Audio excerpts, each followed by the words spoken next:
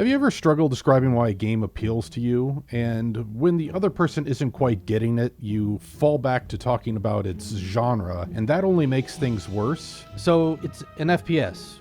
Like Call of Duty then? No, it's really different, you see. So it's like Overwatch maybe? There's gotta be a better way!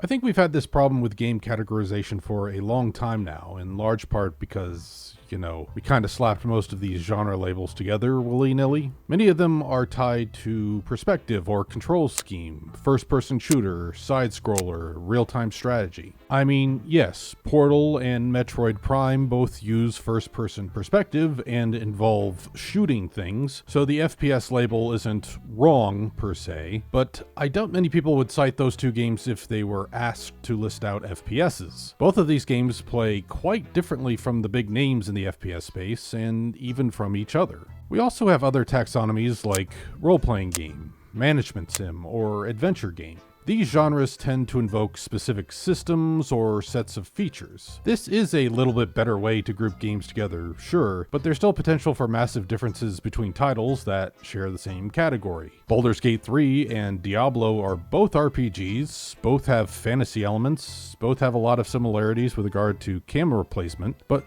we can all agree that these are two very different experiences, right? And then we get to our categorization method of last resort, appending like to the end of a popular title or otherwise defining a genre by a specific game or franchise. For example, Souls-like. This definitely seems to create more useful taxonomies, i.e. we're now clustering clearly similar games together. But at what cost? I joke, but this approach really seems to designate a singular game or franchise as the authority for a particular style of game, which invites a whole host of other errors to be made. Despite the Metroidvania label, a huge chunk of the Castlevania series doesn't implement the game design pattern being described here, and heck, Metroid has a few entries that don't really fit the bill either. Also, there isn't always agreement on what terms like Souls-like or Metroidvania constitute. I for one have used Souls-like to specifically describe any game that uses a death and recovery game loop like those featured in the From Software series, but others have used it to point to a very specific style of third-person combat. Likewise, I've heard folks insist that a Metroidvania must have RPG elements like levels and equipment because Symphony of the Night employs such things.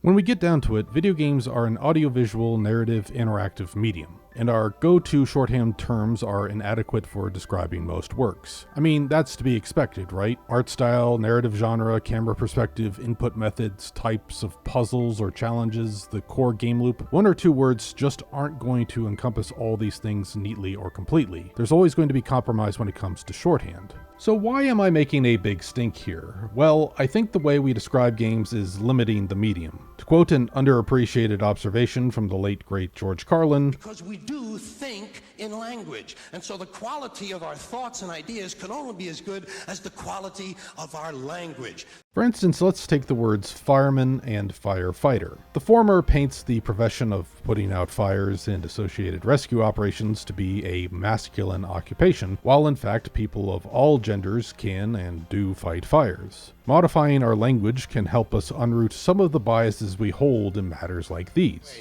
I think spokesman ought to be spokesperson. I think chairman ought to be chairperson. I think mankind ought to be humankind. Also, I always found firemen to be a bit silly because to me it suggests someone who is starting fires, not extinguishing them. The key takeaway here is our language shapes our imagination. And in the context of games, the impoverished vocabulary around genre is a major limiting factor. Most immediately, as a game developer myself, I think about the ways we market and sell games. Having accurate and consistent terminology would help us as players to identify and articulate what we like and dislike in our games, and would help developers put their games in front of people who are more likely to enjoy them. But I think it goes even deeper than that. Our limited set of labels isn't just hindering our ability to describe and share existing games. It's also holding us back in terms of creating truly new gameplay experiences. Having a richer vocabulary may help us create game types that we've never seen before. Our use of legacy genre monikers like FPS and RPG or even roguelike tend to make us think of games in terms of lineages. blank expanded what we thought an RPG could be, or blank added this crucial feature to the survival crafting genre. This gets cumbersome really quickly for games that fuse multiple genres together. It can also sometimes create unfair expectations when a game implements some subset of features but not everything prescribed by a style. I've seen people say such games betray some agreed upon standard. Coming back to George Carlin's observation, there's a hazard that this sort of lineage or inheritance language is locking us into a restrictive mindset. By doing so, I worry that we're limiting our imaginations as game players and as game makers. This resembles a programming problem that is quite familiar to us game engineers. This same sort of baggage and inflexibility occurs when we use this inheritance framing for code as well. So how do we get around such problems? Well, instead of using inheritance, what if we broke up the functionality, or for this analogy, core game features, into modular building blocks? Now, instead of defining a game according to its genre, we can describe its composition of these modules. I really had to gloss over the actual programming problem here, so if you're curious, I'd highly recommend you check out the chapter on components in Robert Nystrom's excellent Game Programming Patterns book. You can read the entire thing for free on his website, which I'll post in the video description down there. Fortunately, this composition approach is already happening in at least one significant place. Steam's tags pretty much do this and do it pretty well. The platform still uses some big, broad genres for its store pages, but tags gives us a more refined way to associate games. We can hone in on particular features or systems like inventory management, deck building, or creature collector. Or we can explore narrative and aesthetic categories like psychedelic, alternate history, or sci-fi. So, problem solved then, right?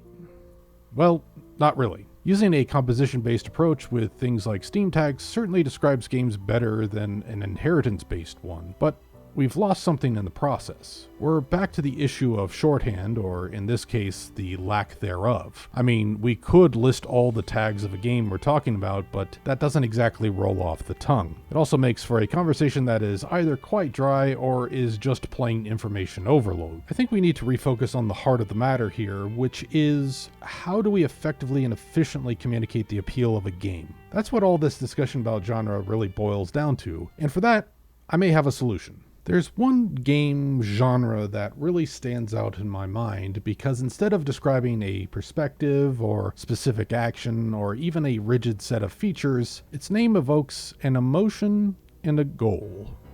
Survival horror. More than any other descriptor I've talked about here, I think survival horror gets us closer to what we're looking for. While the label does conjure up some prescriptions for game systems thanks to its most popular entries, I think it's broad enough to not get bogged down in implementation details. All this while simultaneously and succinctly capturing the appeal of these games. I also had a thought a couple of weeks ago, which I shared in my review of The Banished Vault, which you can view right here. In it, I conceptualized something I call mood, which is like tone in film criticism, but of course, interactive. And thinking more on survival horror here, I believe the concept of mood can be fleshed out and formalized further. We've got two of the key ingredients for mood already: an emotion, horror or fear, and a goal, to survive. Now, I think there's some nuance that we need to be mindful of here. Notice how I said to survive is the goal. We should view the goal in terms of the in-game character and what they are trying to achieve diegetically. The emotion, on the other hand, is focused on what the player is feeling. Why are these distinctions important? Well, I don't want us to just describe what the player is doing mechanically, e.g. shooting bad guys. We want to tie the mechanics to the narrative. How exactly are we embodying the player protagonist and helping them to achieve their goal? But the important payoff here is the feeling evoked in the person holding the controller. Alright, say we've got a goal and an emotion now. There's one more element that I think is crucial to define a mood: setting. There's some deliberate ambiguity with that word. Setting not only describes a place, but also a narrative frame or context, a time period, or an event. An example might be instructive here, like a game that really sells its mood. For that, I would point to the enduring classic, Half-Life 2. G-Man's monologue at the start of the game really gives us the foundation of the game's overarching mood. The right man in the wrong place can make all the difference in the world.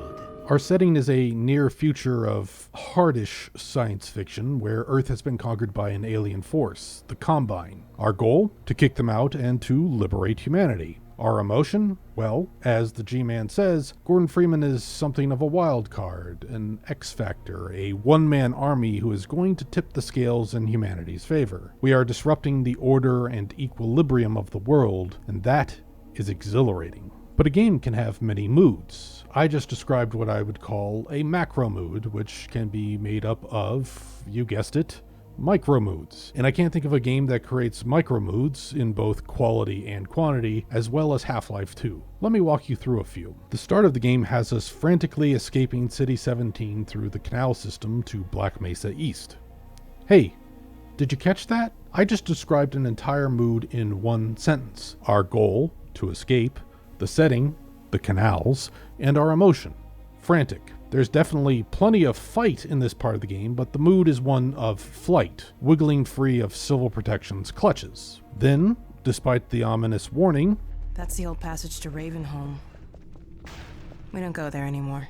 we do go to Ravenholm, and things take a survival horror turn. We must find our way to the other side of a town full of zombies and traps with limited resources. Our only companion is the seemingly unhinged yet quite friendly Father Grigori, who dispenses both bullets and Bible verses to his flock. I'll let you map out this micro mood yourself. If the first part of the game was The Fugitive, and if Ravenholm was a zombie apocalypse flick, then Highway 17 definitely invokes a sort of neo-western a la Mad Max 2. Gordon Freeman now has a vehicle and is cruising along the titular highway, playing the role of the wanderer from out of town. The resistance forces are locked in pitched battles with the Combine all along Highway 17. Our goal is to turn the tide in favor of our fellow humans while on our way to a rescue mission at Nova Prospect. The prior chapters disempowered us slightly, as fleeing and surviving were our objectives. Here, though, we're meant to feel important,